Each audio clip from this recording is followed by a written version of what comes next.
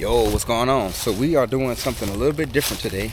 We are here in the woods of Louisiana, and we're gonna be doing some tent camping. Now it's supposed to get down to the mid-20s tonight, and so every year I try to do some cold weather camping, in a tent, because tent camping is my first love. So I figured tonight would be a great opportunity to do some chilly weather, cold weather tent camping. And so I was able to find some land, and I use this app called Hipcamp. It's called Hipcamp, Hipcamp, Hipcamp, and you can pretty much pay a few dollars. I paid $15, and landowners will allow you to use their land to camp on. So it's just me. It's just me on the land, and sometimes this land doubles as a hunting ground. But they don't hunt deer here. They hunt wild hogs. But there's no one hunting. The guy said for the next couple of weeks, so don't have to worry about any hunters. So yeah, all right, let's go into the woods and let's try to find a clearing where we can set up camp. The sun is setting fast. Sunsets at 5:09, so right now it's like 4:30, so I got about 30 minutes to set up the tent. Haven't set up the tent over a year, so probably gonna be a little rusty. So I'm gonna get off here and I'm gonna get started setting up the tent. But before I start setting up the tent, I am gonna show y'all the clearing that I'm gonna pick to set up my camp. All right, so I think I'm gonna pick this little clearing area right here. I already got my tent on the ground, so I got my ground cover to add a little bit of extra insulation from the ground. And I'm just gonna set the tent on top of it, and we should be good to go. All right, so let me go ahead and get the tent set up, and then I'll check back in with y'all once I have the tent set up, and we can we can get a fire started and see what we're gonna eat for dinner. All right, I'll check back in.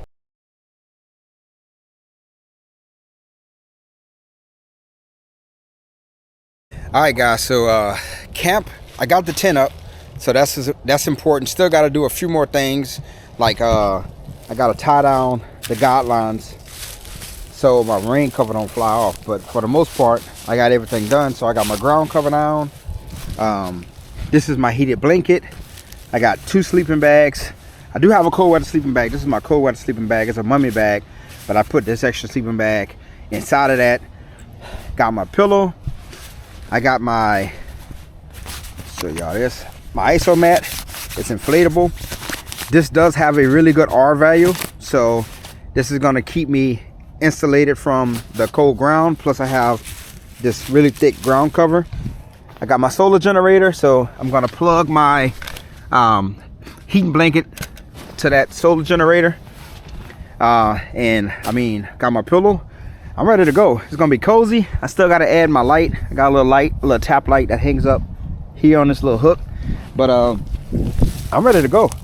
I got my camp chair, and like I said, next thing I got to do is I got to tie down these rain covers, and then I got to find some firewood to build the fire, and then we can start seeing what we're gonna have for dinner. I got something really good for dinner. It's perfect here in Louisiana when they get cold. Everyone loves it when they get cold in Louisiana. So what is food? What I got, everyone loves when it gets cold here in Louisiana, at least in Southwest Louisiana. I don't know about other parts of Louisiana, because you know what they say in other parts of Louisiana, they don't really know how to cook. So, but in the 337, where I'm from, where I'm camping at, we know how to cook. So tonight's dinner is gonna be really tasty. I am gonna make the little walk back to the truck so I can go get some more stuff for the campsite, and then I'll check back in with y'all when we are getting a fire started. All right.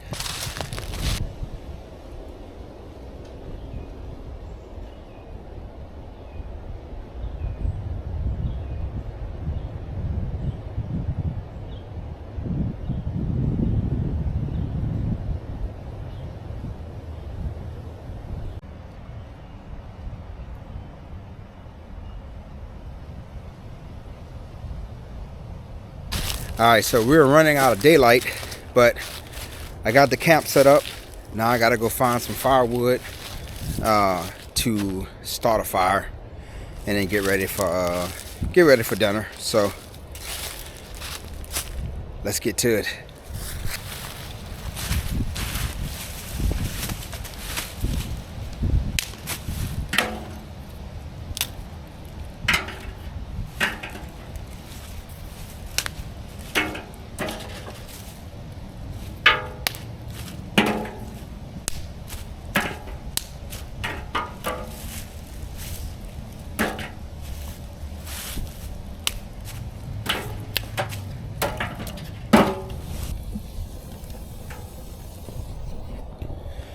Alright guys, so we got the fire somewhat started.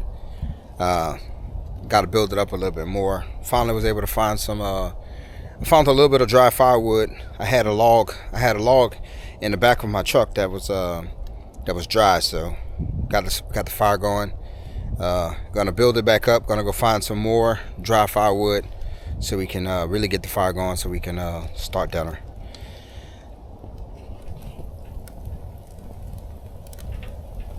I tell you what, the temperature is dropping slowly. Let's see on the phone.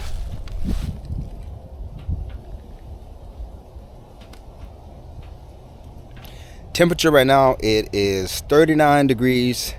Says it feels like 24. So we got a little bit of wind.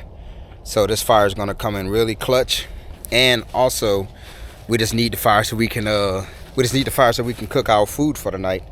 And so gotta just find some more pieces of firewood. The good thing is there is a lot of limbs and stuff around in this little pasture that I'm camping in, so finding some firewood shouldn't be too hard. So I'm gonna go ahead and see if I can gather up some more.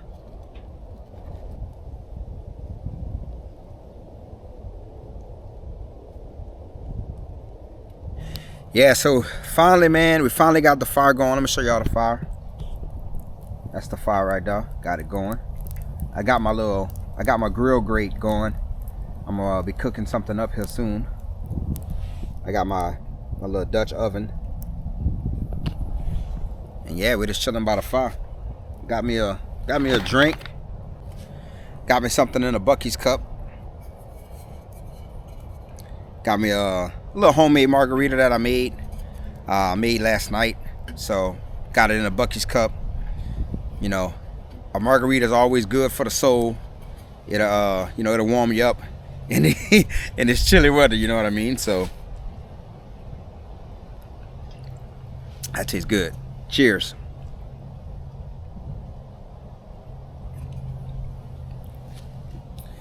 Yeah, it feels real good. Feels real good sitting by this fire. It's 39 degrees right now. And so at about 3 in the morning, it says that it's gonna be around 28 degrees. So I should be asleep, and I should be warm and cozy inside of the tent, inside of my cold weather sleeping bag with my heating blanket. But I'm just gonna let the fire kind of get a little lower, and then I'm gonna put the Dutch oven on the grill, on the fire, and then we're gonna start cooking up our meal for the night. So what I'm eating tonight is I'm gonna be eating some gumbo. I had some gumbo that I made a few days ago. Well, about a week ago. And what I don't eat, I always freeze. And so that's what I'm gonna be eating tonight. I'm gonna be eating the last little bit of the gumbo that I made. It's the seafood gumbo, and that's what I'm gonna be eating tonight. Man, in Louisiana, gumbo is a staple all year round. But as soon as the temperature drop 1 degrees, people they whip out their Magnalite pots and they make a gumbo. But you can eat gumbo in the summer, the spring, the fall, autumn, winter. It don't matter. But we love to eat it in Louisiana when it gets cold out. So I'm happy that I actually had some frozen in my freezer, because that's coming in clutch. Because last night when I was writing down my little list of things that I needed to bring with me, I was trying to think about what I wanted to eat. And I was just like, oh, I did a steak already the last camp I did, and I was like, well, I could do like quesadillas or something like that, but I was just like, man, no, do some gumbo. You got some gumbo in the freezer, so I brought it with me. Packed it up, and I'm gonna be putting that in the pot here soon, and that's what we're gonna be eating tonight. We're gonna be eating some good old gumbo. And if I get hungry later on, I do got some snacks. I packed a few snacks if I get hungry. I am a late muncher. I do like to munch, you know, late at night. It's a bad habit, but I brought some snacks with me just in case I get hungry later on tonight. Let's turn this camera around and let's finish enjoying this fire.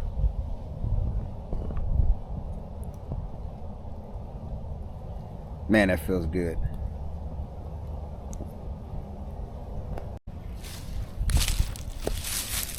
Alright, so we're gonna go ahead and start.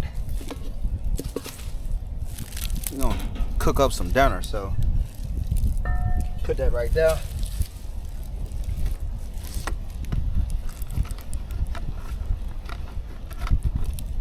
Put a little bit of water in there.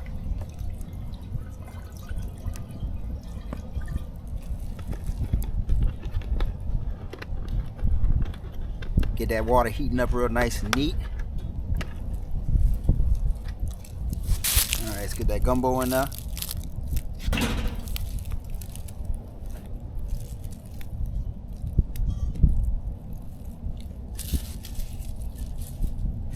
Let's put that lid over in this. We're gonna let that simmer. Now, I didn't bring a spoon, so I don't know how exactly how. I don't even know how I'm gonna eat the gumbo. I didn't even bring a spoon. I just realized I didn't bring a spoon, so I guess I'm just gonna have to pour it in a cup and just drink it like it's some soup. You know, I got a little bowl, so I guess that's what I'm gonna do. But I totally forgot to bring a spoon. Damn, I had that on my packing list too. I had that on my packing list of things I needed to pack, and I didn't pack a spoon. That's wild. That's crazy. Oh, anyways, well, gotta make do what you gotta do. Gotta do what you gotta do. But yeah, all right. So the gumbo is rolling. Let me show y'all. Probably can't see that. Let me get the light. Let me turn the light around. It's probably really hard to see. But yeah, see, it's coming to summer. I wish I had a spoon. Ain't got no spoon, but it is what it is. But let me I wanna, while we're waiting for the food to cook, I wanna it's story time. Campfire. Gather around the campfire, and I'm gonna tell y'all a story. I'm gonna tell y'all a sea story. If anybody was in the military, certainly if you was in the Navy, then you know what a sea story is. A sea story is stories that's been told since the beginning of the Navy, and it's told to different, groups of sailors and generations of sailors, and the story just keeps getting passed down. But this is a sea story about me, something personal that happened with me. So hope y'all enjoy it. So here we go. All right, so in 2004 is when I joined the Navy. All right, I've already graduated high school. It is September 2004. I'm at home, and I'm babysitting my sister. So then I get a phone call from one of the recruiters that was working out of my recruit station in Opelousas, Louisiana. I'm from a small town, Opelousas, Louisiana. That's where I joined from, Opelousas, Louisiana. So, anywho, I'm at home, I'm babysitting my sister, and then I get a phone call from one of the recruiters saying, hey man, I got some bad news. You got to pack your bags. You have to ship out for, one, you got to go to MEPS and do your second swearing, and then 2, you got to ship out and go to boot camp. And I'm just like, huh? because I was originally supposed to go to boot camp in November of 2004, but I ended up having to now go. You know, he's telling me on the phone that I'm gonna have to go to boot camp in September. So I told him, I said, hey, I can't leave. I'm babysitting my sister. My mom's working, and you know, I can't leave my sister home alone. And so he was like, oh, we really gotta get you shipped out. We can't delay it. And he was just like, is there any way, you can call your mom or whatever, see if she can come home early? And I was just like, no, you're gonna have to do that. So, okay, he calls. He was able to verify with my mom's supervisor that, yes, he was a recruiter in the United States Navy, and I was, joining the Navy. And so, my mom came home, and he came over, and my mom was like, what is all of this about? Like, we didn't have this plan, none of this good stuff. And he told my mom that, so what happened was, he wasn't my recruiter. We had 2 recruiters in the recruit station, but I didn't belong to him. He was just one of the other recruiters inside of the station. My recruiter decided to shoot his wife in the face. Now, thankfully, his wife didn't die. It was a graze. He tried to shoot his wife in the face, but the bullet grazed her on her face. So thankfully she didn't die. She probably got a scar for the rest of her life, but she's still alive. I don't know if she's still alive to this day. I never met her, but I know what he told me. So they were saying, yeah, your recruiter is in jail, and everybody that he was in charge of is being shipped off to boot camp early. So okay, boom, packed everything. You don't pack much when you go to boot camp, just some basic stuff.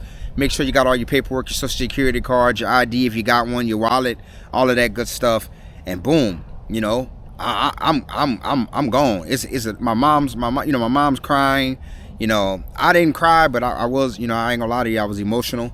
But I'm not gonna lie to y'all, man, I was excited. Like, I was excited because I had never, the only place I had ever traveled to outside of Louisiana was Texas.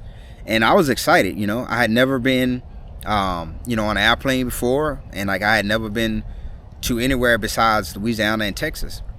So I get to New Orleans because the MEPS was in New Orleans, and spend a night. Next morning, wake up early.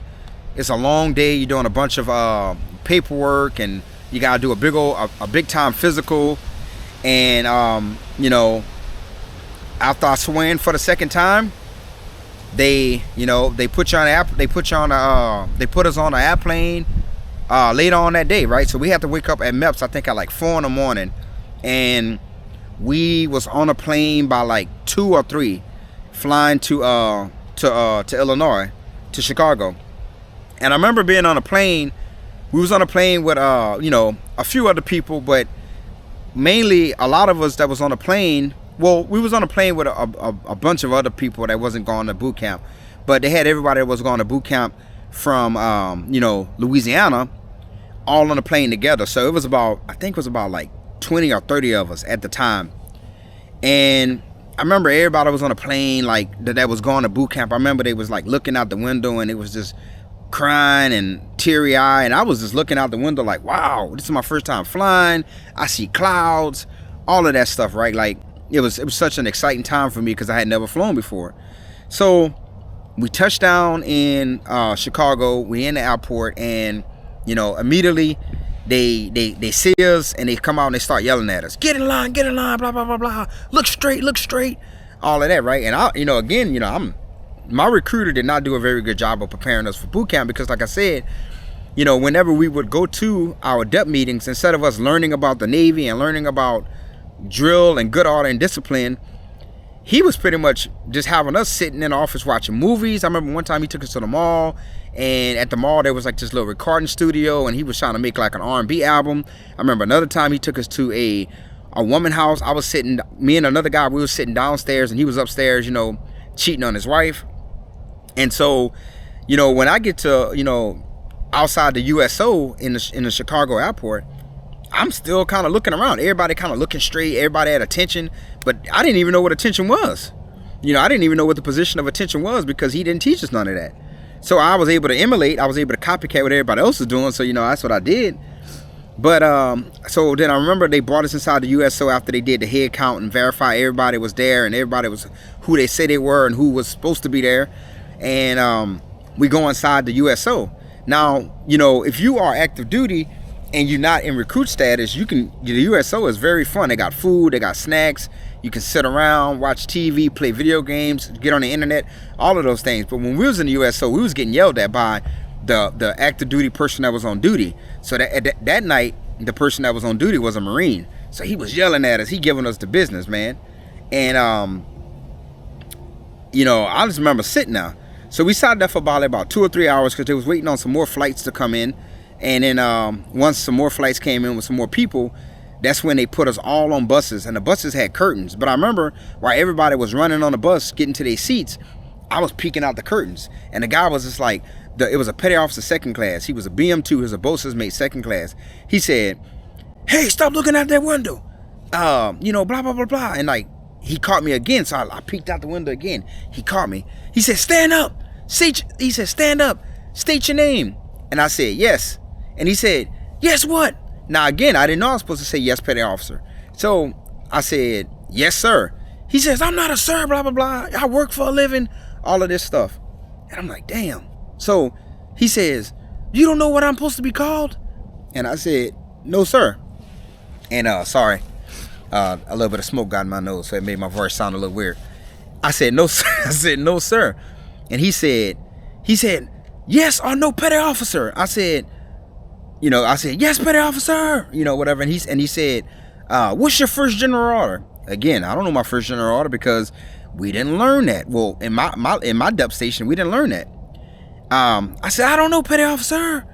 He said, "Oh, you don't know?" You know, he started yelling at me and stuff like that, giving me a good dress down. And he told me, he said, "Sit down, you're pathetic." And he was like, "You won't make it in my Navy," you know, that's what he told me. So I'm like, whatever. So we get to boot camp. You get off, and as soon as you get off, you have to say your full name, date of birth, and your social security number. Again, he didn't tell us, my recruiter didn't tell us we had to do any of this. So I know my name, I know my date of birth, I don't know my social security number by heart.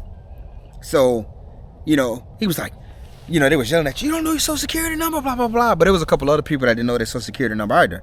But I had my social security card in my wallet, so I was able to take it out and show them. So then they made us go in, right? And so as soon as you walk in, there's a room with a big old glass room. Was a big old room, and it's glass. It has some doors, but there's a lot of glass they can see into it, and there's water fountains along the wall. And you have to drink water, and you just have to walk around in a circle and walk around in a circle until you pee. It was your piss test to make sure that you wasn't, you know, had no drugs in your system or nothing that was going to disqualify you from, military service. So I remember I'm just walking around. There's a bunch of us. We're just walking around. You sipping water, and I just couldn't pee. And so, I did that. I think I walked around in that room, guys, for about 2 to 3 hours. And of course, they yelling at everybody filing in. It's a lot of yelling and a lot of chaos. But I remember walking around that room for it was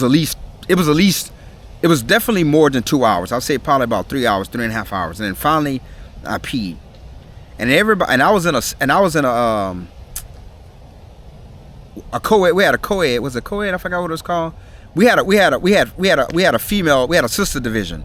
So my division was 435, and we had females, right? So at one time it was just males that was training. It'd be all males in one division, but in my division we had females. So I remember everybody that took about 3 to 4 hours to urinate, we all ended up being in the same division. And obviously there was some things that happened in between, you know, that night, but I think that God blessed me because we actually had a very cool division. We was one flag away from being a perfect division, you know, so graduating with honors. We had very good RDCs, recruit division commanders. They was assholes. They was very mean, but they looked out for us. My fellow boot camp, my fellow shipmates, right?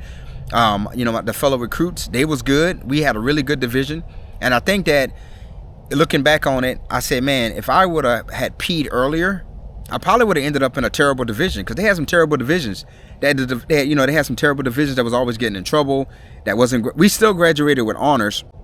We just wasn't a perfect division because we didn't have. I think you had to get 12 flags. We had 11, but we still graduated with honors. My division had a fantastic final evolution, which is called battle. It's called battle stations, and you know, boot camp was tough. It wasn't necessarily tough for me physically because I played football all throughout high school, but you know, it was just tough. Like, you know, the attention to detail and how they wanted you to do things. I never folded my bed the way they wanted me to fold my bed, and how they wanted me to wash. You know, not wash my clothes, but you know, fold my clothes and all of those things. So, boot camp, it was you know, it was tough in that aspect, but you know, other than that, you know, I thought boot camp was I thought it was fun, man. I ain't gonna lie. I'm not gonna sit up here and sugarcoat it. I thought boot camp was fun. I had a good time, and I think that you know, if you know, I was, like I said, I was naive to it all, you know, and so I think that if I would have had peed a lot earlier, I think that I probably would have ended up in a terrible division, and you know, probably could have had a terrible experience in boot camp.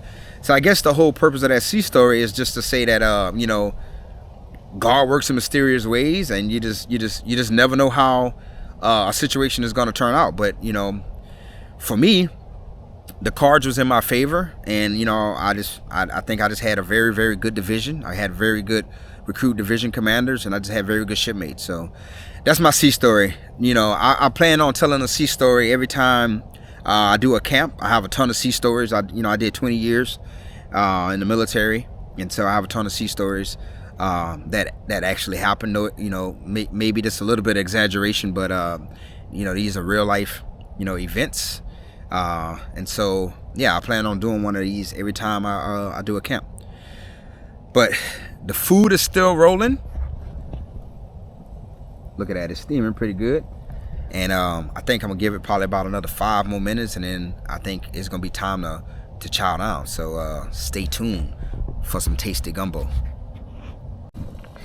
I don't know if y'all can see that, guys, but that gumbo is rolling. And I think it's almost done, so I'm gonna get ready to get it on out of there, let it cool down, and we're gonna get to grubbing. Alright, so we got the food off the fire, guys, off the campfire. Food's gone, it's not there anymore, but we got it here. And I guess this is my little jet ball cup. Look at that good old dark brown roux. So in here, it's hard to see, but it's some shrimp, some andouille sausage, and some chicken. And so let's go ahead and give this a taste and make sure it's not too hot. I ain't got a spoon, so I'm gonna have to drink it.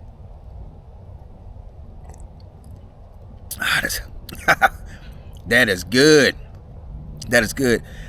Anyone that has ever cooked the gumbo, we know that after the gumbo tastes good when you cook it, you know, right when you get it off the stove when it's still hot.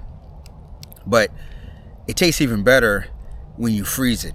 You allow all of those seasonings to really get inside of that roux and that you know, in the meat and the chicken, andouille sausage and all that stuff, right? And it just seems like after you freeze the gumbo for a few days, it just tastes so damn good. And that tastes awesome. Wish I had a spoon, but I didn't bring any rice with me, so you know, you could use gumbo as gumbo could be a soup, you know, if you're not feeling good, or just like a broth to warm you up, you know what I mean, on a cold night like this, on a chilly night like this. Let's see what the temperature is. Temperature is now 44 degrees. What is that in Celsius? For my Celsius people, 7 degrees Celsius. I don't know if it's probably hard for y'all to see that, but 7 degrees Celsius. This little device. This is a thermometer. It reads the humidity level, and it also reads carbon dioxide. Yeah, carbon dioxide. Is it carbon dioxide? Carbon monoxide. I always get them mixed up, but this is important if you're going to be camping, whether you're going to be camping in an RV or in a tent, and you're going to be using like a propane heater, which I don't have one of those. but I plan on getting one in the future. But this is super important because even though my RV has a carbon monoxide reader or detector, you know, you don't know. You just want to have two. Just two ways to read what's going on. In my personal opinion, you want to have a plan A and a plan B, and so this would be my plan B. But it's very, very important. Very, very important. If you are camping, if you're going to be using something to you know, heat you up, like a propane, like if you like a buddy heater or whatever they call, right? They use propane or whatever. So you know, you want to have something to be able to let you know if you got some type of carbon monoxide going on, because you don't want to go to sleep and not wake up. So one of these, but this is really neat. Picked it up from Walmart for like 30 bucks, and it temperature, humidity, and the you know, the carbon monoxide levels, which right now is at 0, because we are out here in God's you know, God's wilderness, and it's open. It's an open space, so it's a lot of airflow and stuff like that. So we'll be shocked if it was picking up carbon monoxide. But get us another sip, and that is good. That is good. Sip some more of my homemade margarita.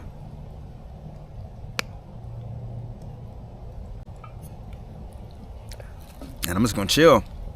I'm gonna chill by the fire, eat my food, sip my drink, and just gather my thoughts.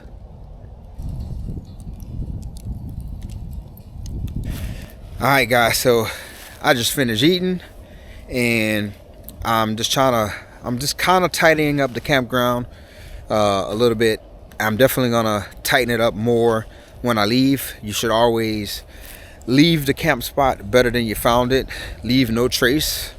So I'm definitely going to do more tidying up before I get out of here tomorrow. But I was just doing some tidying up around the camp, and probably gonna make some hot cocoa, and then, you know, get ready to get in the tent and call it a night.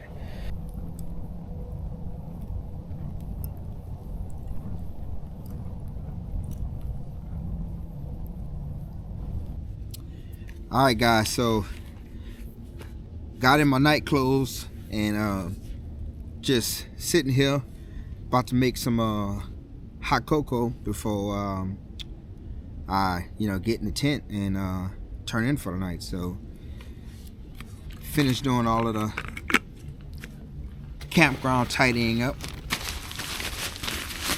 Like I said, I still got a little bit more to do in the morning, but I wanted to knock out as much of it as I could tonight. And it's gonna sit here and make some hot cocoa. I tell you what, that temperature is definitely dropping now, because it's a lot colder now than what it was earlier. So, but I enjoy some cold weather camping. For sure. Man, what am I doing wrong? Why is my little shank thingamajig jig not working? Oh, there we go. There we go. Got it working now.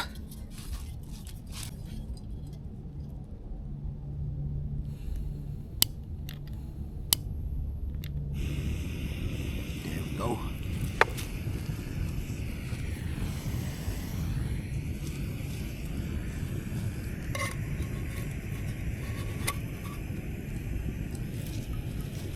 So y'all can see.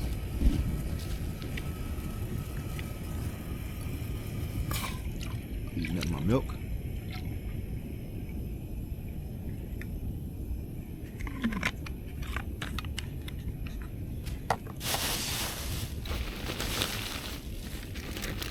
I'm one of them bougie hot cocoa drinkers.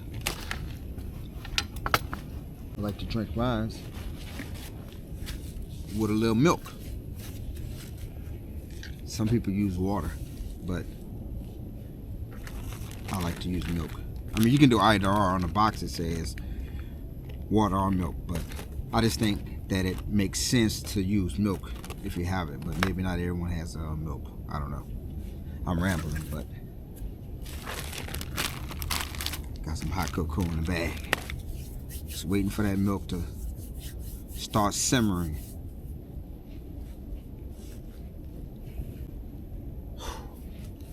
It's been a long day. The Eagles won, so that's good. Eagles lost 3 in a row. They lost 3 in a row, so they was able to beat the Raiders pretty good. I think 31-0 that I saw, so that's good. And other than that, the day was long, but not super long. It was just had to run some errands, and then had to pick up a few things before I came out here to the camp. So it was kind of long, but I'm glad it is over, per se. It's not gonna be over until I get under the sleeping bag and shut my eyes and go to sleep, but I'm glad it's just finally winding down, and I can be out here camping. I've been looking forward to getting out here and doing some tent camping for a while, and then when I seen that it was gonna have a cold front coming through, I was just like, oh, it's a perfect opportunity to do some tent camping. Last year I did some cold weather tent camping at a place called Perna-Shan, Louisiana. I was there to do a fishing tournament, and I said I could have got a hotel, but I was just like, what the hell, man, I got a tent. I can pitch my tent, and I can stay there, wake up in the morning, and go do this fishing tournament. And that's what I did. So, and it's pretty warm, pretty cozy that night too. So I said, hey, this is an opportunity to do that again. So that's what I'm here to do. All right, I think that milk should be pretty warm. Let me see. Yeah, that milk is pretty warm. I'm gonna turn this off. Turn this off, and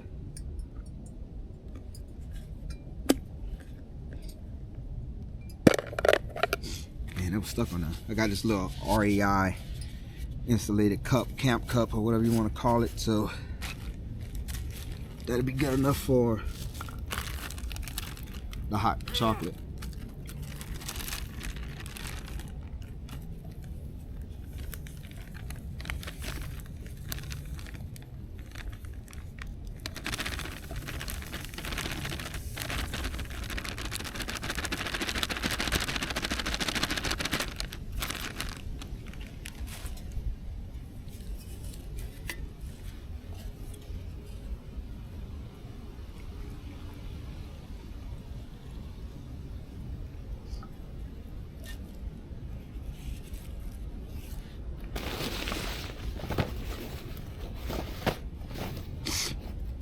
I had a little makeshift spoon. It was one of my oh, there you go. So I always keep a toothbrush in my truck, and so that's what I'm using as my little makeshift spoon. Like I said earlier, I didn't bring a spoon, but I always keep a toothbrush, so I've been using this as a spoon. So I'll use it again for the hot cocoa. Sorry, I got the sniffles.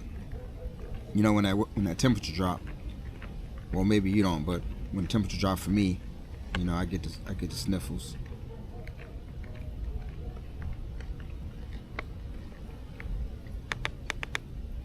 I put it back in the bag. Where was my cap? All right, found my cap. All right, cheers.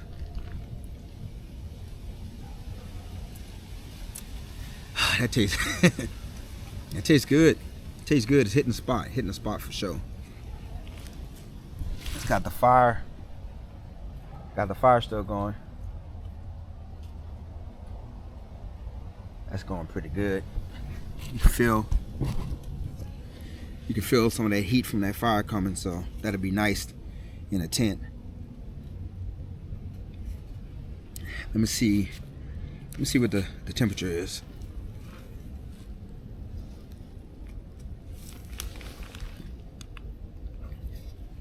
Temperature is, maybe y'all can see that, hopefully you can, 37 degrees. So that is 3 degrees Celsius. And the humidity is 54%.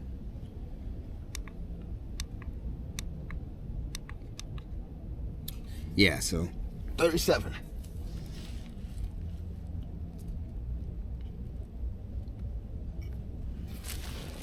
Which is not bad.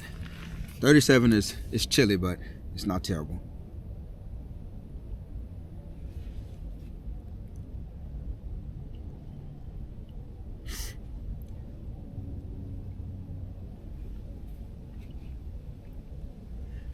All right, I'm gonna finish drinking this, and then I'm gonna get in these sleeping bags. In play. All right, man. So I'm in the tent in my bag, watching the Dallas Cowboys lose to the Minnesota Vikings. Got my heating blanket on. Got my fleece. Trying to keep pressure on Denver, and we chilling. Also so, in the wild card. After this game go off, I got like 3 minutes left. I'm gonna go to sleep. Genius tells us I will holler at y'all in the morning.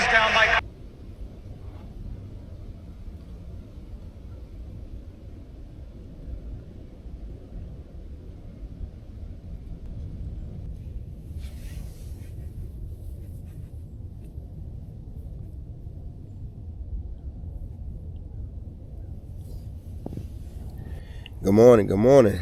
It is, what time is it?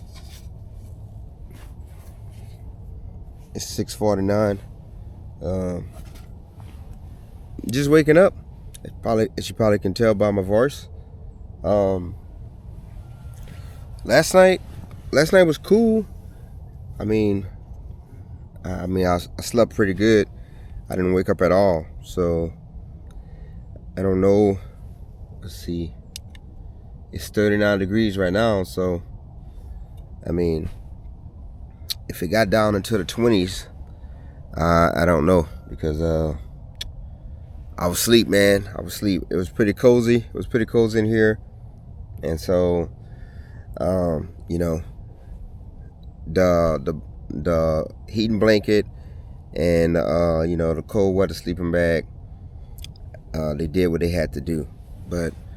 It's 39 degrees, and it definitely feels a little nippy now that I'm sitting up in the tent. While I was laying down, in my cocoon, quote unquote cocoon, it was pretty warm. So I'm gonna start moving about and see about making some coffee, and going from there. So. All right, I'll come to y'all when so we finally got out of the tent. We up moving around. I'm pretty warm. The only thing that's cold is my fingertips. So about to make some coffee, and then I'm gonna start packing up camping and get on the road and head home. But all in all, I would say if I had to rate it, 5 stars is how you rate a hotel. I would rate my my camping trip. I guess you can say my tent hotel. I probably would rate it a 4. Wouldn't give it a 5. It's just hard for me to believe that anything is perfect, but I would give it a 4. Definitely had enough warmth. I think that if there was anything that I would change about the situation, is that I probably would, I know for a fact it's time for me to get a bigger tent. I have a 1-man tent, which works just fine for me, but it gets really kind of tight and restrictive in there. So it's probably time for me to see about, getting a bigger tent, so I can have a little bit more room to really roll around and roll over and do what I need to do. But other than that, it was good. It was good. I was able to keep warm. Like I said, I slept throughout the night. I slept like a rock. I don't wake up much at night anyways. unless I gotta go to the restroom. But like I said, that they said the low last night was supposed to be like 28, and if it got to 28, I did not know because I was good in sleep. So I'm gonna start making this coffee and then gotta pack up camp and get a move on. All right, man, this that cup of Joe right here. This that cup of Joe. It's good and warm. We're good and hot. Let's taste some of it.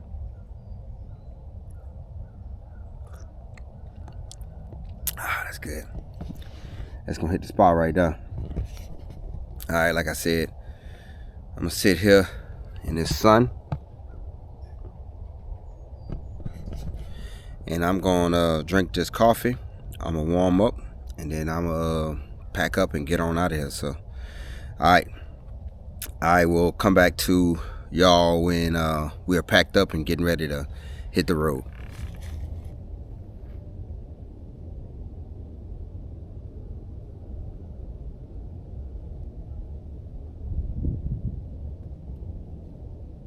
All right, so we got everything packed up, right? The tent was right here. The fire pit is over here. Only thing I gotta pack out is just my bottle of water, my jug of water, and my coffee. But you know, other than that, we got all our trash. We're not leaving any trace behind, and hopefully the spot is better now than when we found it. It was pretty clean when I got here anyways, but you know, you always gotta try to do your best and make the spot better than how you found it, or about the same. So I got all of my trash up, so that won't be a problem.